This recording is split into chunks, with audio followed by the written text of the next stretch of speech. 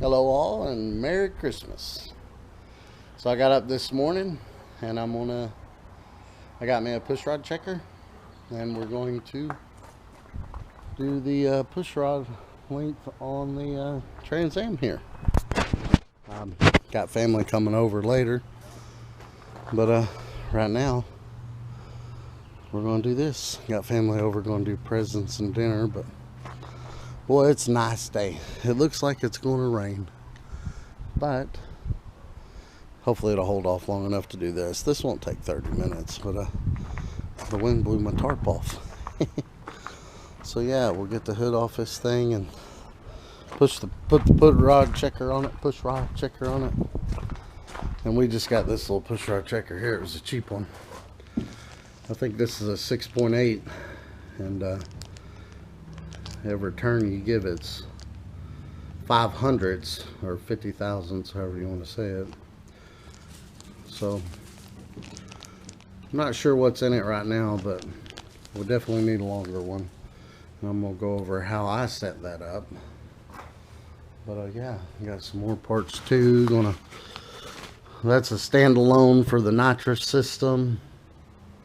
We're running a 300 shot right off the mechanical fuel pump, but that mechanical fuel pump on gasoline, it's good for like 900 horsepower. And then we're going to run a pressure gauge up to that gauge cluster he has under the cow hood, and we're just going to do a line on that and run it from before the nitrous solenoid up to the cow gauge. And then I had to get another that holds 4 of them, and I think that's the gauge, and I know that's the fuel cell regulator and electric fuel pump. So that'll have its own dedicated system. But yeah, let's get to it. So the first thing I'm going to do to make sure we're on the base lobe of the cam is I'm going to turn the motor over. Now, first the exhaust is going to open. The exhaust is on different sides on a small block Chevy. Like on an LS, I think it depends on what side of the motor you're looking at. But it's intake, exhaust, intake, exhaust, intake, exhaust, intake, exhaust. And then on the other side of the motor on an LS, it's exhaust, intake, exhaust, and blah, blah, blah. But now, on a small block Chevy, it's different. You got exhaust, intake, exhaust. And you can see right here, that's the exhaust. That one's the exhaust. That one's the exhaust. This one way back here. So, that header looks loose. I have to remember to tighten it up. But anyway, when you turn the motor over, the exhaust opens first. So the exhaust will open, and it'll close. And as it's closing, the intake will start to open, and then it'll close. And then what I do, once the intake closes, I turn the motor over just a little bit more. And then that just makes sure that we're on the base circle, because them lobes, like this is the round part of the cam, and then you got the lobes that'll kind of stick up, saying my hand is the base circle of the cam, or the circle of the cam. The lobes will stick up like that, and then open, and then I want them to get past there, so I'm on the base lobe. It's kind of hard to, but anyway, I don't know if y'all can see that.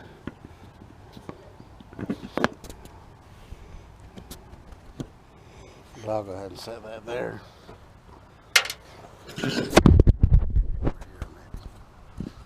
Trying to get it at an angle so to stay.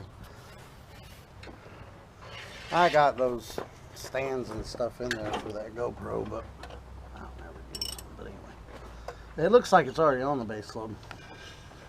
So we're going to turn it over. It was already on the base lobe, but we need to make absolutely sure.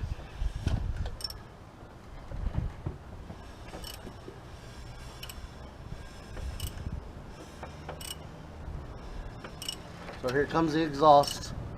It's coming up.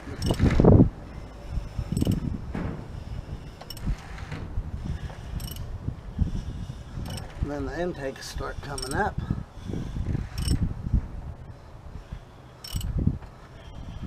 And then the intake will close. Not sure if y'all can see that or not.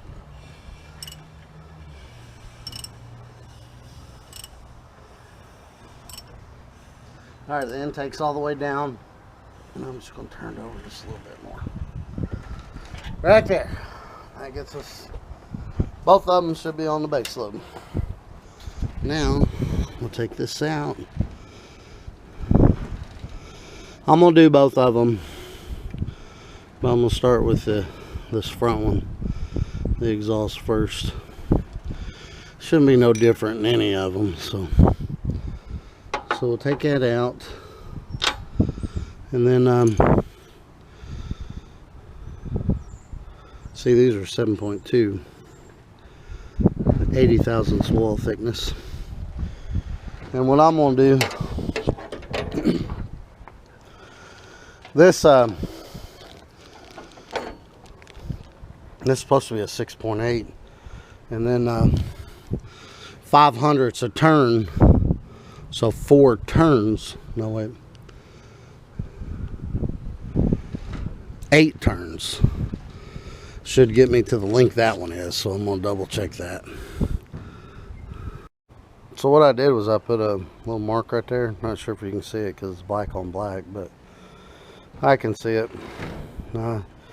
Screwed it out some till it's a little bit longer than that one. The 8 turns didn't come out right, but either way, we'll measure this with a ruler when we get done.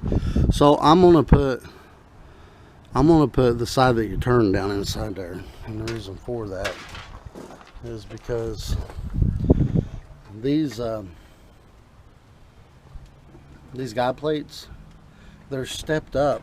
I don't like the way those do that, because look, you can't get your finger in there, you know, if you're like trying to set the lash on the rockers.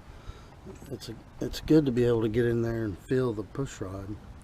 And where those are stepped up, like most of them go straight out, but where those are stepped up, it makes it very difficult to do that. I don't like those guide plates at all.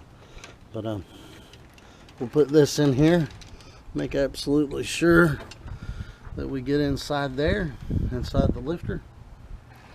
And these were 7.2. I think I showed you that already. But what I'm going to do is I'm going to go ahead and put this on here. Again, flat side up.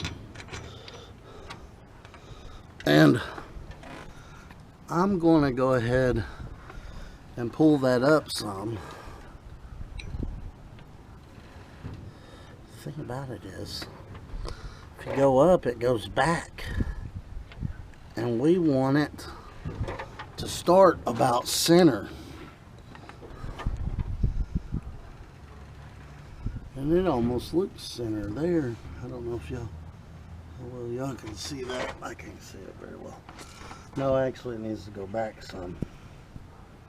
Now that I'm getting down here and looking at it. So we need the center of this roller to be the center of that valve stem. So I'm going to go ahead and raise it up until the center of that is the center with the valve stem. So I'm going to go ahead and do that. Alright, I don't know how good y'all can see that, but I think I got it about where I want it. So the middle of that should be in the middle of the valve stem. Inside there, and it's kind of hard for me to see in there from this angle, but we're going to go ahead and go with that. So the first thing I'm going to do is we're going to take this back off, like so. Clean the valve stem off real good so our marker sticks. And then we're going to take this little Sharpie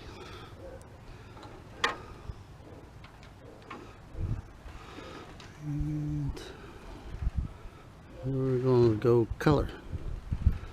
Alright, so there's that. Now if it wears down here towards the bottom, it's too long. If it wears down up here towards the top, it's too short. So we'll put this back on. Then we're going to put this on.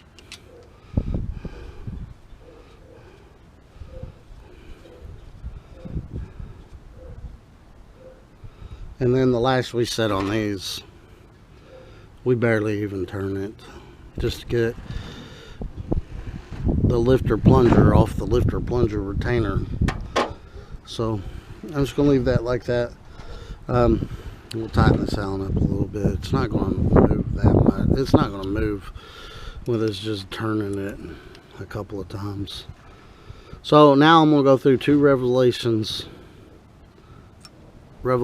up and down and see where that's at. See where it marks us at. We went over 2 revolutions. Now let's take this out and see where our mark's at.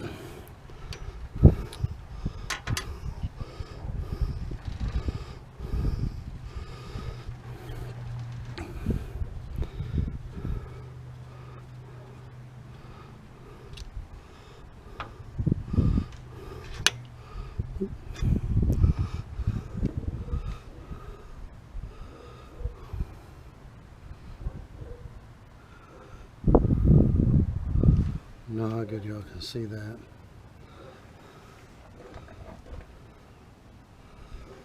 But that looks pretty good. It's got a little oil on it.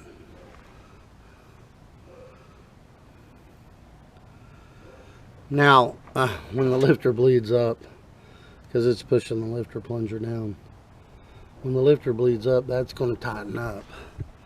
It won't be as wide. But man, that looks pretty good right there. I mean, if anything, it could be shortened a little bit. So let's shorten it 2 turns and see what that does. So I'm actually going to mark both of these. This one with the one that's already in it. And then this one that we're trying to adjust with. I want to see what the difference is. And I turned this one down 2 full turns, which should be 1/10, and see where that puts us. You actually see it a little better after I took it off.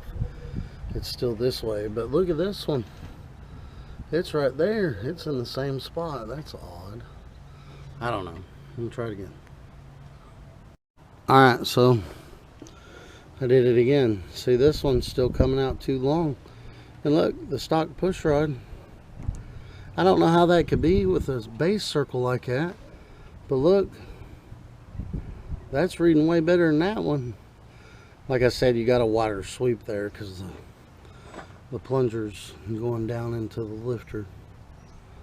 But I think it's fine with the stock ones.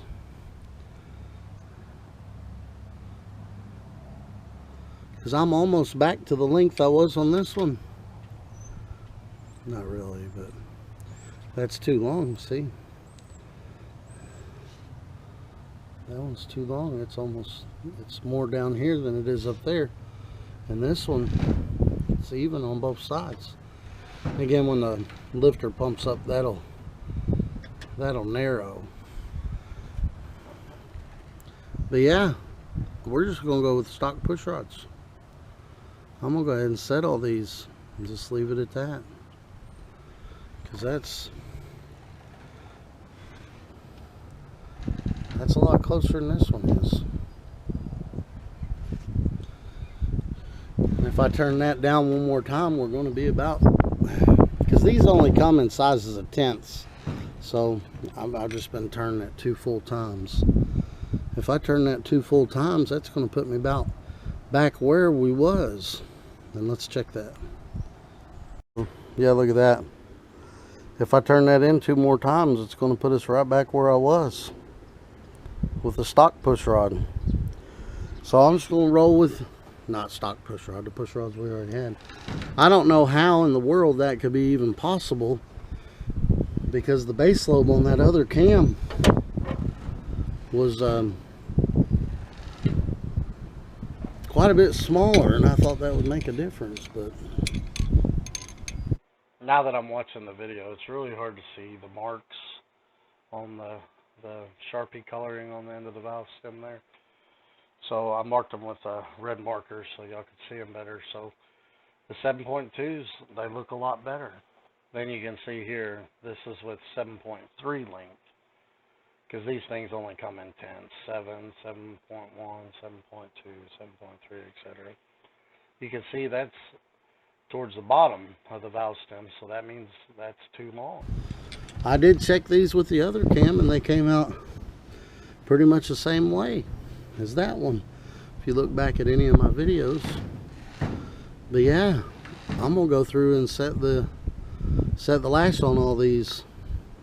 The way I'm gonna do it is I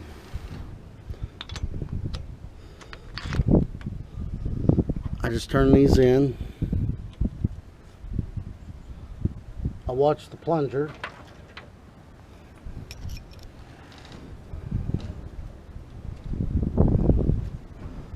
I watch the lifter to plunger, which is hard to see. Look right down in there. And I make sure the plunger on the lifter don't push down none as I'm tightening this. But usually with poly locks, you'll know as soon as it hits. See right there. And usually if the plunger is going down, you'll see the front of this. Plus you'll be able to push it down too. But I just finger tighten it. And then what I'll do is I'll tighten this Allen up. And then the preload is going to be me turning this and I'll put a wrench on that, and I'll turn both of these together until I can't turn them no more. And that'll lock the poly lock to the Allen, and it'll set my preload at the same time. But I'm gonna go ahead and go through all these and set it and just use those.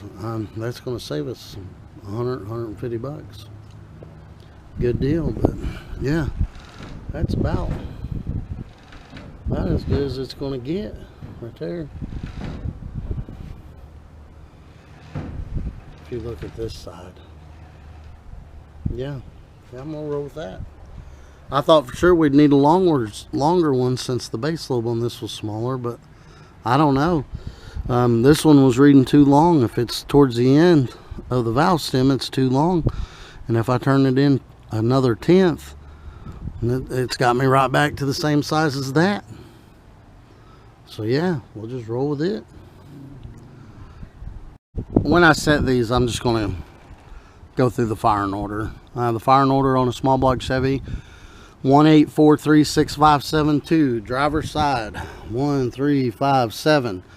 Passenger side 2 4 6 8. So 1 8 4 3 6 5 7 2. And that way I should only have to turn the motor over about a quarter of a turn. See, the intake valve's already coming down on 8. Once the intake comes all the way down, I let the exhaust open, and then it comes down. The intake will start coming up, and then the intake will come down. And then once it closes, I give the motor about 1/8 of a turn, and I just set them both. That's the way I do it. And again, this is exhaust. It's lined up with the exhaust port. So this one's the intake. It's lined up with the intake port. This one's the intake. It's lined up with the intake port. This one's the exhaust, etc. That's how I'm gonna set it. And another thing, like I said, it's kind of hard to see on these because that big piece is over the top of the lifter. But be real careful on these ones that are spongy. See, this one's spongy. This one's tight. So when you set these, make sure you're watching and make sure that when you're doing it by hand, the front of this don't start going down. If the front of it starts going down, stop and back up until you don't want that to start pushing down before you set your preload. You want it right there before it starts pushing it down. Then stop, then do your preload turn. But that's why I like to be able to look down into the intake valley and see the relationship to the plunger and the retainer. If that plunger comes off that retainer down inside there, then you know you're already starting to move it and you want it to where it's not moving in. See, like both of these are spongy. So when I screw this in by hand, you can watch the front of this.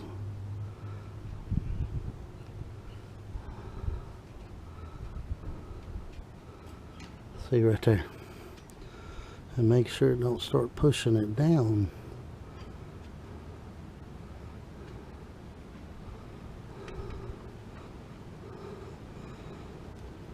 Which still, it gets tight with your finger with these poly locks before it starts pushing it down, even though you can push it down. But when you set them all, if your studs and guide plates are all the same, how many threads you have left on the back of these should all be the same. For instance, over here, see, I'm not even one thread down. This one's a little bit further down.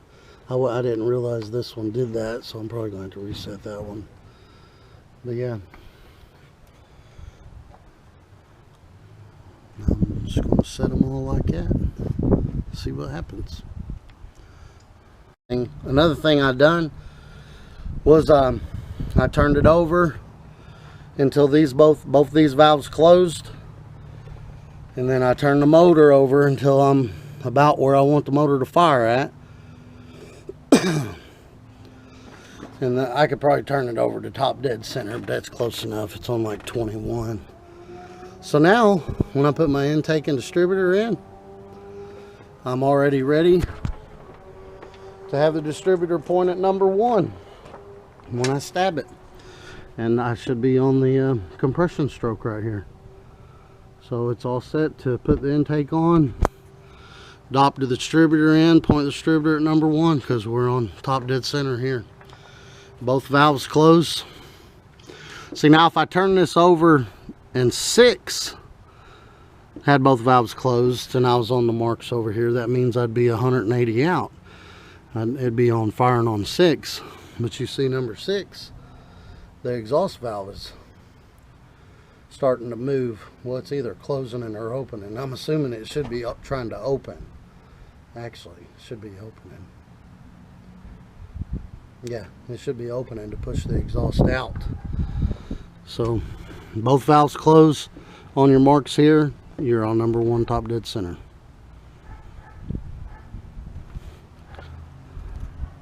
And you can stab your distributor. Point at number 1. But I'm gonna go ahead and set all these, cover it back up, waiting for the intake to come back, and go in. Family should start showing up here in a little bit, and have dinner and presents. Y'all have a Merry Christmas.